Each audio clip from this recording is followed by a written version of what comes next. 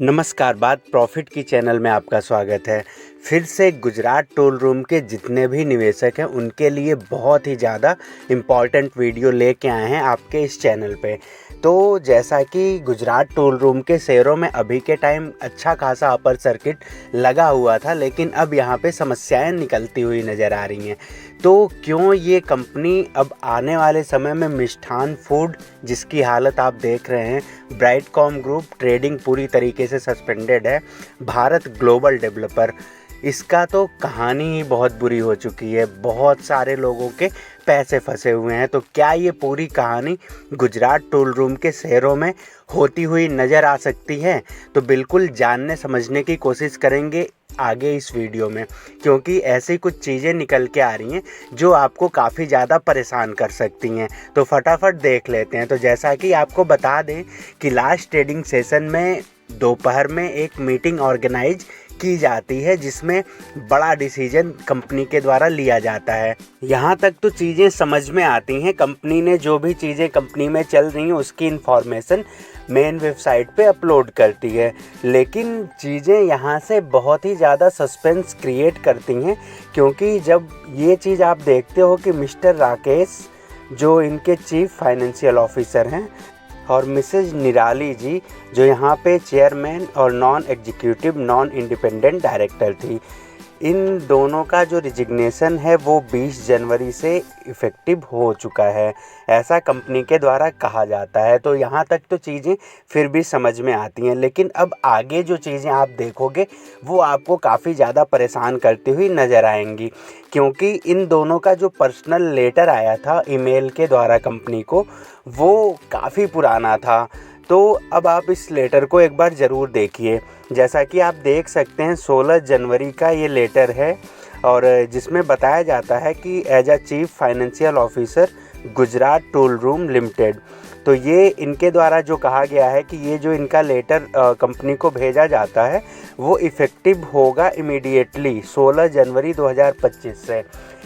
मतलब जो chief financial officer है वो बोलता है कि मैं 16 जनवरी से आपके कंपनी में काम नहीं कर रहा हूँ, लेकिन कंपनी बताती है कि ये इनका जो रिजिग्नेशन है वो 20 जनवरी से इफ़ेक्टिव हो रहा है। तो कितना बड़ा झोल निकल के आ रहा है। अभी तो ये सिर्फ एक जना की बात है, अब दूसरे जना की जब आप बात देखेंगे तो वो आपको और भी ज़्यादा परेशान करती हुई नज़र आएगी। जैसा कि आप देख सकते हैं यहाँ पे जो दूसरे मेंबर इनके थे, इनका जो लेटर आया हुआ है 26 दिसंबर 2024। तो आज लगभग जब ये लेटर डिस्क्लोज किया गया है कंपनी के द्वारा तो लगभग 25 दिन हो चुके हैं। तो अब आप समझिए कि कितना बड़ा झोल है, और वो भी किस पद का आदमी है जिनका रिजिग्नेशन हुआ है non executive directorship of the company. तो इस बड़े पद के अधिकारी जिनका लेटर 26 दिसंबर को कंपनी को इन्होंने दे दिया था कि मैं आज से इमीडिएट इफ़ेक्ट से आपकी कंपनी को छोड़ रहा हूँ, रिजाइन दे रहा हूँ, वो लेटर हम सभी के पास, इवन बीएससी के पास 20 जनवरी को पहुंचता है, पूरे 25 दिन बाद। तो अब आप समझ लीजिए कि जो कंपनी इतनी बड़ी बड़ी चीज़ें हमसे छुपा रही है। और एक चीज़ आपको हम बता दें कि ऐसा होता है कि जो रूल्स है वो 24 घंटे के बाद सारी चीज़ें डिस्क्लोज करनी होती हैं अगर कंपनी में कुछ भी ऐसा होता है। और जैसे ही सेबी की इस पे निगाह पड़ेगी तो गुजरात टूल रूम की बुरी तरीके से लंका लगने वाली है। तो ये चीज़ आप ध्यान में रखिएगा। और अभी बाई सेलिंग की अगर पोजीशन देख लें तो जैसा कि 17 जनवरी की ही सिर्फ बात करें तो इसमें जो बाई का रेशियो है वो काफ़ी कम है और सेलिंग दबा के हुई है।